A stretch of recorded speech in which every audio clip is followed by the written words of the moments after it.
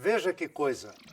O conceito de força é uma das bases da mecânica, mas se limita a apenas duas palavras: um puxão ou um empurrão. Simples assim. Eu tenho certeza que uma força está sendo aplicada quando eu vejo um automóvel sendo acelerado, ou quando eu pego na extremidade de uma mola e estico, produzindo uma deformação. Mas qual a natureza de uma força? A força é uma grandeza vetorial e por isso é representada pelo desenho de uma flecha. Mas não é qualquer flecha. O tamanho, por exemplo, quanto maior o tamanho da flecha, maior a intensidade da força que você está aplicando. E uma flecha pequenininha, pequenininha, indica que você está fazendo uma força, digamos, fraquinha. Chamamos isto de módulo da força, módulo da grandeza vetorial. E este módulo possui também uma unidade, chama-se Newton. E o Newton, lá nos livros, é a força que, aplicada na massa de 1 quilograma, produz como resultado uma aceleração de 1 metro por segundo ao quadrado. Meio complicado, não é? Mas se eu lhe disser que 100 gramas de manteiga pesam aproximadamente 1 newton, fica melhor para entender, não é? Agora que você já sabe o módulo, o segundo elemento da força se chama direção. Representamos a direção por uma linha reta. Se eu tiver várias linhas retas paralelas, isto significa uma única direção. Mas se eu embaralhar, isto significa N direções diferentes. Também simples assim. Mas é bom dizer que cada reta está associada a uma direção com a condição desta reta não ser paralela a outra reta, pois aí significa a mesma direção. E por último, o sentido. Observe esta reta e esta flecha. A pontinha da flecha orientada para a esquerda ou para a direita indica o sentido.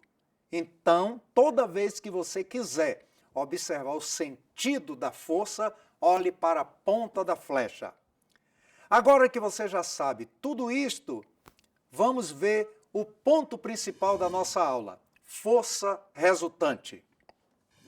Eu tenho aqui duas pessoas que estão brigando.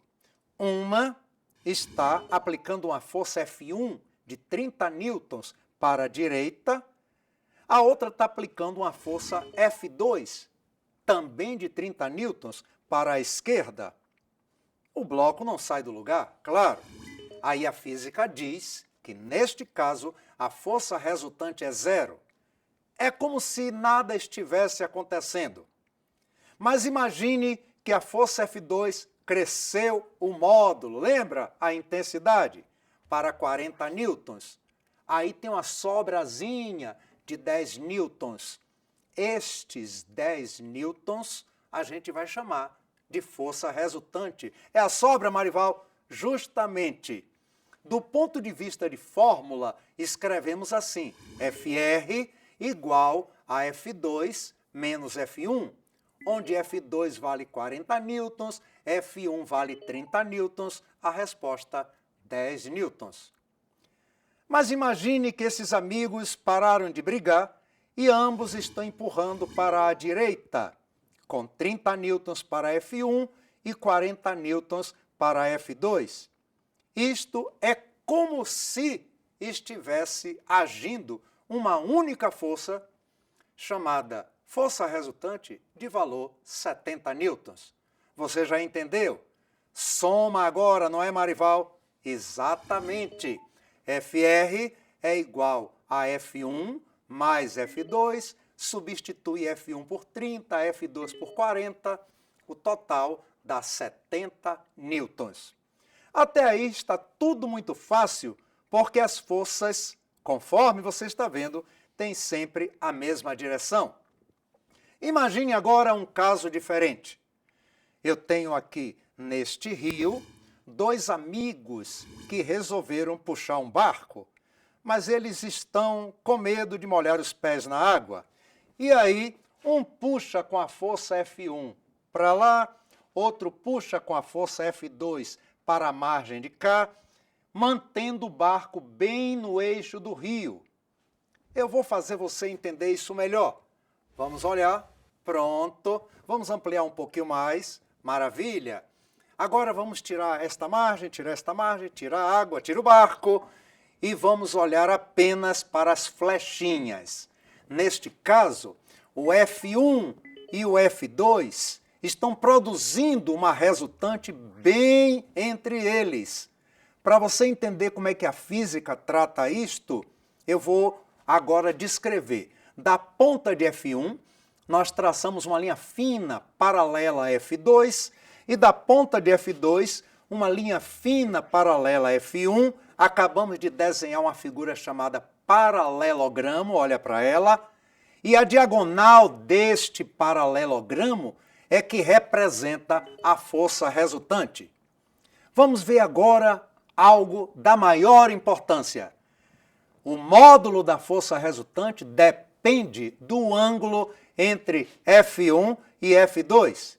Experimente aumentar o ângulo entre F1 e F2.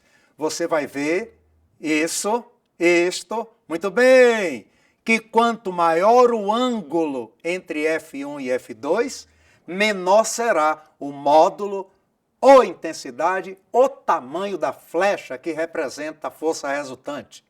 No caso máximo, quando o ângulo for 180 graus, a força resultante terá módulo mínimo. E um detalhe, este módulo mínimo, se você observar direito, as forças estão opostas. É igualzinho ao caso dos amigos que estavam brigando. Basta subtrair a força de maior módulo menos a força de menor módulo. Aí vai ser F2 menos F1 ou F1 menos F2. Vamos agora reduzir o ângulo entre F1 e F2. Você vai ver agora que a força resultante vai se tornando maior e maior, aumentando o módulo. Você chega à conclusão que quanto menor o ângulo entre as duas forças, maior o módulo da força resultante. Muito simples isto. E no caso extremo, quando o ângulo é 0 grau, a força resultante é obtida daquele jeito quando os amigos estavam no mesmo sentido.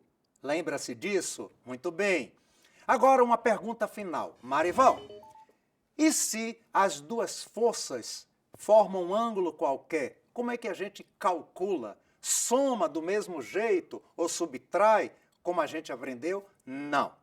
Neste caso, usamos uma fórmula assim. FR é igual a raiz quadrada de F1 ao quadrado, mais F2 ao quadrado, mais 2 vezes F1 vezes F2, cosseno de alfa, onde este alfa é o ângulo entre as duas forças.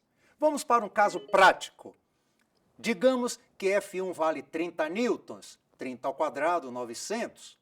F2 vale 40 newtons, 40 ao quadrado, 1.600. Você está somando, já tem 2.500.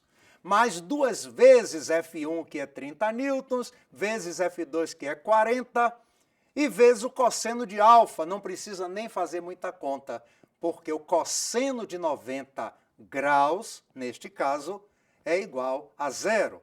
Ficamos, então, com a raiz quadrada de 2.500, que dá 50 newtons.